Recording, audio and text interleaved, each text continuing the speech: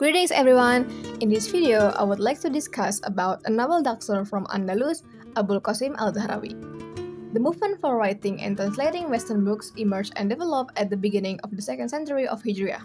At the same time, the science of surgery also developed and began to be known by the public, whereas in Andalus, it didn't develop before the 4th century of Hijriah.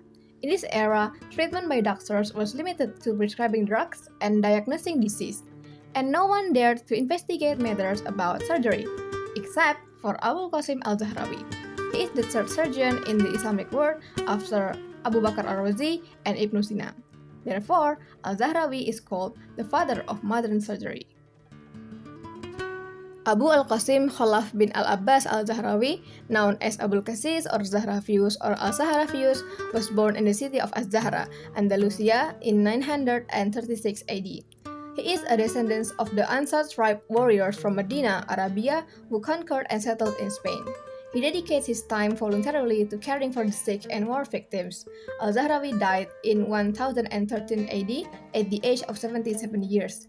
Today, his name is remembered as a street, namely Calle Abulcasis. The house where he lives has become a cultural heritage protected by the Spanish Tourism Board. There are few details about al-Zahrawi's life due to the destruction of al-Zahra during the Castilian-Andalusian conflict. The first non-biography of al-Zahrawi is illustrated in Al-Humaydi's book, Jadwat al-Muqtabis fi Dhikri Falatil Andalus, composed 6 decades after al-Zahrawi's death. Al-Zahrawi's popularity as a surgeon spread throughout Europe. According to Will Duran, at that time, Cordoba was a favorite place for Europeans who want to undergo surgery. During the leadership of the second Caliph, Al-Hakam al-Muntasir bin Abdurrahman, Cordoba had 50 hospitals that offered excellent service. Al-Zahrawi also served as a royal doctor at that time. In his medical practice, al-Zahrawi emphasized the importance of close observation in individual cases in order to achieve an accurate diagnosis. He also reminds the public to not perform surgical operation on just any random shaman or doctor because only certified doctors are allowed to do it.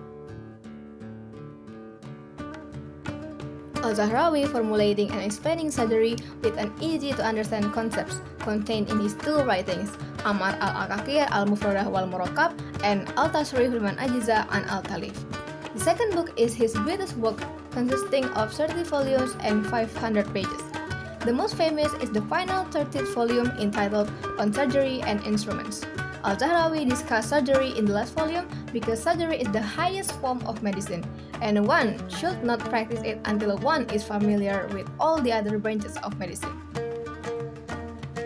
Al-Tashrif is the first book on surgery among Muslims. Despite being ignored by doctors in the eastern part of the Islamic world, Al-Tashrif had a tremendous influence among European Christians.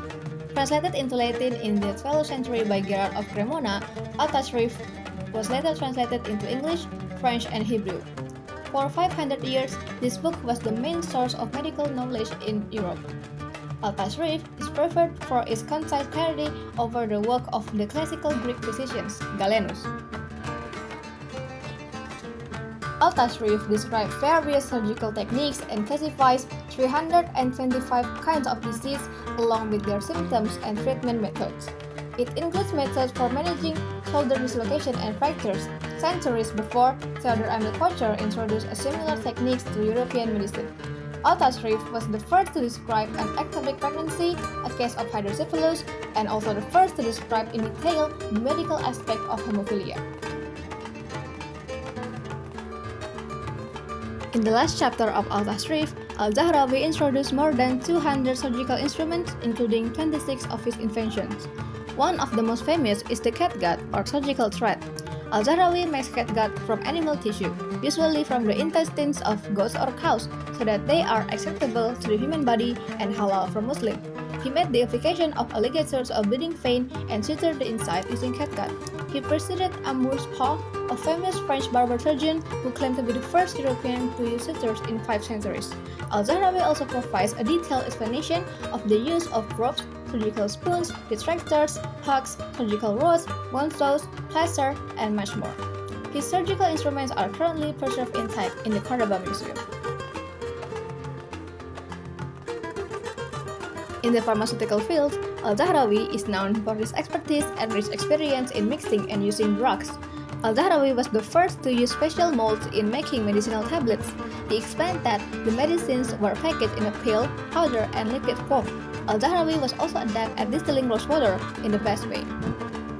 Likewise, Al-Zahrawi is also called the father of cosmetics and beauty care, and a pioneer in the field of aromatherapy. The 19th volume of Al-Tasrif is a cosmetics and aromatherapy textbook. Al-Zahrawi considers cosmetics as a branch of medical science, which he calls Adawiyat al-Zina. Medicinal cosmetics he found include armpit deodorant, hair removal wand, hand lotion, hair dye, hair treatment to improve curly or frizzy hair, and early suntan lotion. Al-Zahrawi also said that aromatherapy is part of alternative medicine. The use of aromatic substances helps to improve mood and temperaments, which will improve general health.